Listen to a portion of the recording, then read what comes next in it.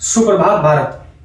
नमस्कार साथियों, आज एक बार फिर आपके सामने उपस्थित हुआ हूं नए टॉपिक के साथ आपके अपने YouTube channel the victory mindset Behror पर। आपके लिए जो टॉपिक लेकर के आया हूं उस टॉपिक का नाम है लिटरेसी ऑफ भारत, और दूसरा इसी के अंतर्गत सेक्स रेशियो इन इंडिया के बारे में बात करेंगे, अर्थात साक्षरता व लिंगानुपात की चर्चा करने वाले हैं। और दोनों ही टॉपिक आपके एग्जाम के लिए बहुत ही फायदेमंद होंगे। इनसे बहुत से एग्जामों में, या यूं कहें 99% एग्जामों में पॉपुलेशन से रिलेटेड ये जो टॉपिक है इनसे सवाल पूछे जाते हैं। तो दोस्तों जुड़े रहिएगा अंत तक और ये वीडियो पूरा देखिएगा।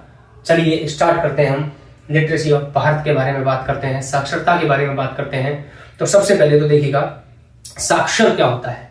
साक्षर एक वह व्यक्ति होता है जो किसी भी भाषा को पढ़ना और लिखना जानता हो, वह व्यक्ति सामान्यतः साक्षर कहलाता है। अब सेंसस डिपार्टमेंट की यदि हम बात करें तो सेंसस डिपार्टमेंट के अकॉर्डिंग ऐसा व्यक्ति जिसकी उम्र 7 वर्ष हो और वह किसी भी भाषा को पढ़ और लिख सके, वह व्यक्ति साक्षर कहलाएगा। इसमें एज क्राइटेरिया और दे दिया, 7 वर्ष का वो व्यक्ति हो और लिख और पढ़ सके, दोनों कार्य वो कर सके, ऐसा व्यक्ति को साक्षर कहलाता है। शिक्षा, एजुकेशन एक ऐसा वेपन है जिसकी मदद से इंसान हर तरह के मुश्किल हालातों में भी अपने आप को एक स्तंभ की तरह रख करके, एक मजबूत ढाल की तरह बना करके हर समस्याओं का सामना कर सकता है। तो आप सभी से निवेदन है कि आप भी अपने आसपास के जो गरीब बच्चे हैं उनको पढ़ाने और उनको पढ़ने के लिए प्रेरित करें।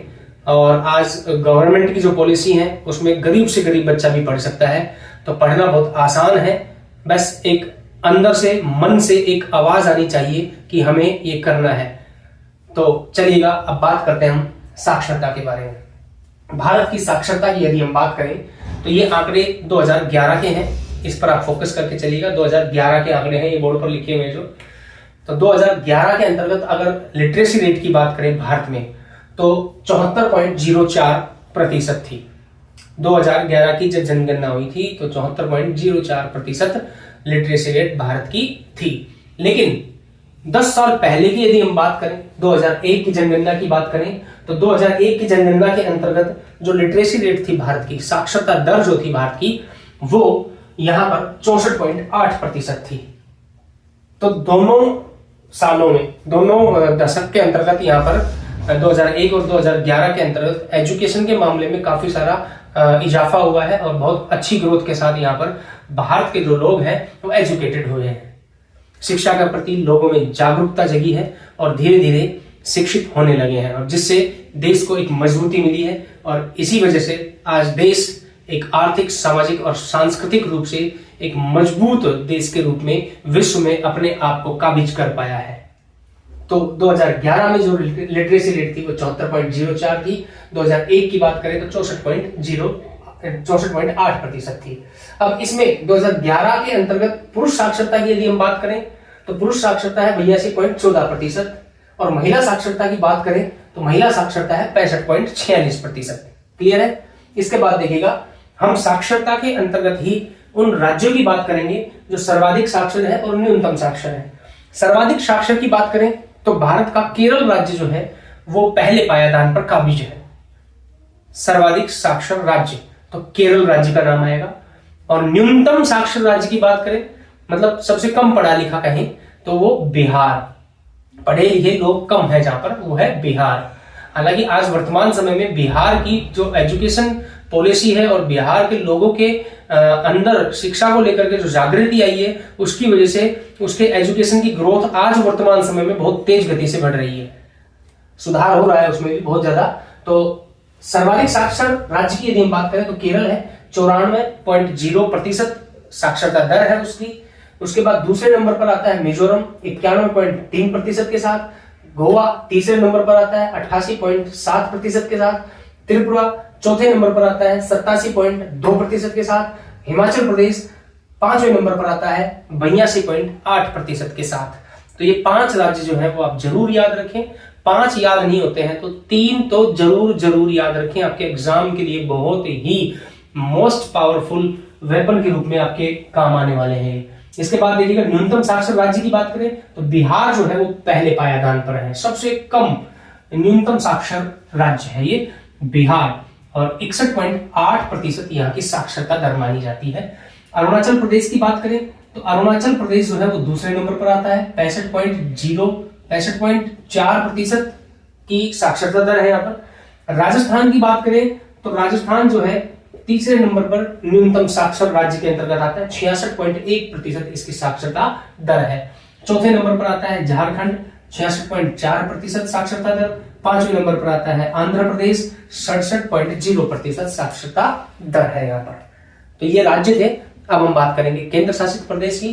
केंद्र शासित प्रदेश या यूनियन टेरिटरी की बात करें तो सर्वाधिक साक्षर जो केंद्र शासित प्रदेश माना जाता है भारत में वो है लक्षद्वीप। कौन सा है? लक्षद्वीप। 91.85% साक्षरता दर यहाँ की है। दूसरे नंबर पर आता है दमन दीव, 87.10%।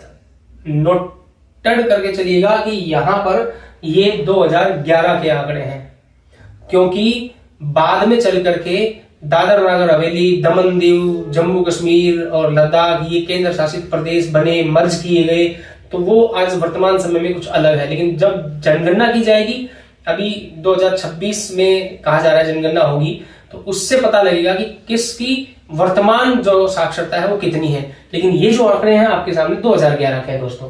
उसके बाद देखिएगा न्यूनतम के अंतर्गत यदि हम बात करें तो न्यूनतम में पहले नंबर पर आता है दादर नगर हवेली, 76.24% साक्षरता दर है। पुडुचेरी दूसरे नंबर पर आता है, 85.85% साक्षरता दर है यहाँ पर पुडुचेरी की। पुडुचेरी एक केंद्र शासित प्रदेश है और पुडुचेरी के साथ साथ यहाँ पर माहे, कराईकल और यनम ये 3 और स्थान है जो इस पुडुचेरी, तमिलनाडु के पास स्थित जो पुडुचेरी है, इससे दूर भौगोलिक क्षेत्रों में स्थित है। ठीक है, तो यहाँ पुडुचेरी की जो प्रतिशत है साक्षरता दर 85.85 है, ये आपको ध्यान रखना है। उसके बाद देखिएगा राजस्थान की बात करें तो राजस्थान में साक्षरता दर जो है वो 66.1% है, यहाँ पर हमने बात की थी। और इसमें पुरुष साक्षर जो है राजस्थान के अंतर्गत वो 79.2% है और महिला साक्षर जो है वो 52.1% है। तो पुरुष साक्षरता 79.2% साक्षरता दर है और महिला साक्षरता जो है वो 52.1% साक्षरता दर है। तो ये साक्षरता से रिलेटेड फैक्ट थे, ये आपको याद रखने हैं। इसके बाद हम बात करेंगे सेक्स रेशियो की। सेक्स रेशियो लिंगानुपात की बात करेंगे। लिंगानुपात के बारे में भी हमें अच्छे से पता होना चाहिए कि कितना लिंगानुपात भारत का है। तो देखिएगा दोस्तों 2011 के अंतर्गत 943 लिंगानुपात था। अब लिंगानुपात होता क्या है ये समझिए। लिंगानुपात का मतलब होता है कि 1000 पुरुषों के ऊपर महिलाओं की संख्या कितनी है, 1000 पुरुष और महिलाएं कितनी है भारत में। तो यहां पर अब हम बात करें 2011 की, तो 2011 में 943 महिलाएं थी, कितने पुरुषों पर? 1000 पुरुषों पर। मतलब कि अभी भी ये रेशियो कम है 2011 के अकॉर्डिंग। 2001 की यदि हम बात करें तो 2001 में भारत का लिंगानुपात था 933। मैं 2001 की भी बात कर रहा हूं कुछ पॉइंटों पर और 2011 की भी बात कर रहा हूं। तो 2011 के अंतर्गत तो 943 था और 2001 के अंतर्गत 933 था। इट मींस क्या हुआ, 2001 से और 11 का जो दशक था उस दौरान 10 महिलाओं की संख्या जो है वो बढ़ी 1000 पुरुषों पर। तो इस तरह से लिंगानुपात में बढ़ोतरी हुई, जो कि एक अच्छी बात थी, अच्छी न्यूज थी। उसके बाद देखिएगा इसी लिंगानुपात वाले रेशियो को हम रूरल और अर्बन जो है उसके आधार पर याद करें तो ग्रामीण और शहरी, रूरल और अर्बन। तो ग्रामीण लिंगानुपात तो 2011 का 949 प्रति 1000 पुरुषों पर और शहरी अर्बन जो लिंगानुपात है वो 929 प्रति 1000 पुरुषों पर है।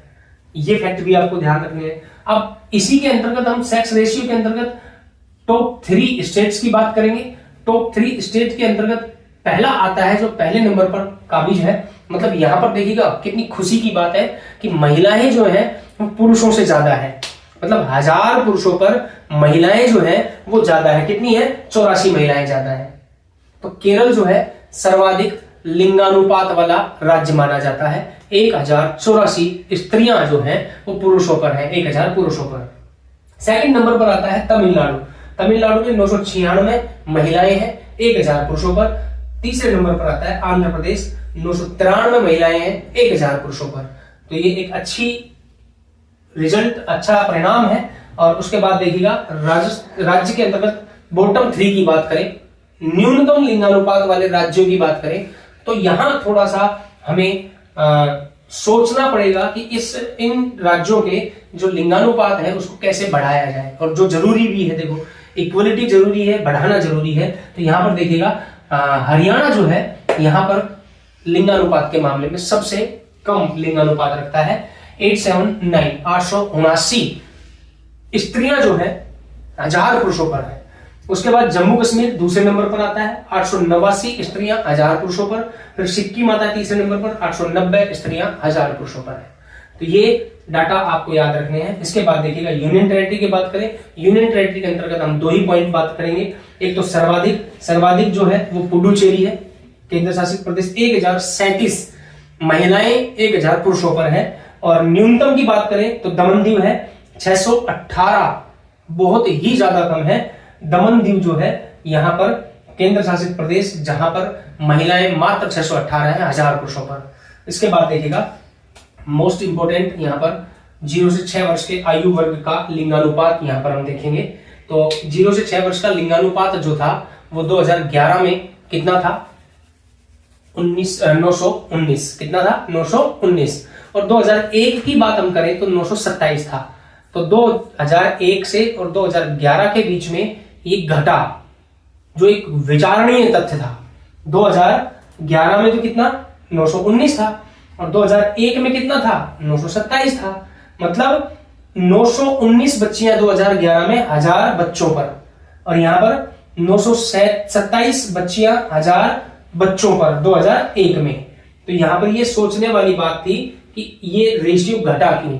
बाद में देखिएगा, आगे हम चलते हैं। अभी ग्रामीण क्षेत्र के अंतर्गत 0 से 6 वर्ष आयु वर्ग के बच्चों के लिंगानुपात की बात करें तो 923 ग्रामीण क्षेत्र में था। मतलब ग्रामीण एरियाज के अंतर्गत 1000 बच्चों पर 923 बच्चियां थी, और शहरी क्षेत्र में ये कम था। यहां पर शहरी क्षेत्र में 905 बच्चियां 1000 बच्चों पर थी। अब देखिएगा सर्वाधिक राज्य की बात करें कि सर्वाधिक और न्यूनतम राज्य कौन कौन से हैं। तो सर्वाधिक राज्य 0 से 6 वर्ष के लिंगानुपात के अंतर्गत अरुणाचल प्रदेश आता है, 972 बच्चियां 1000 बच्चों पर। और न्यूनतम की बात करें तो हरियाणा 834 बच्चियां 1000 बच्चों पर। तो इस तरह से ये सेक्स रेशियो और लिटरेसी रेट वाला जो टॉपिक था ये कंप्लीट होता है। आप सभी का पुनः एक बार धन्यवाद और आभार व्यक्त करता हूं कि आप जुड़े रहें, और आप लाइक, सब्सक्राइब और कमेंट करते रहें। वीडियो को अंत तक देखें ताकि जो नॉलेज दी जा रही है वो नॉलेज आपके काम आ सके। और इसके अलावा कुछ सजेशन आप देना चाहें तो आप YouTube चैनल के माध्यम से टेक्स्ट मैसेज करके या फिर कमेंट करके आप सलाह दे सकते हैं। आपकी सलाह जो है वो सर्वोपरि रहेगी, उस पर विचार किया जाएगा। तो आप जुड़े रहें आपके अपने YouTube चैनल से। तो मिलते हैं अगली क्लास में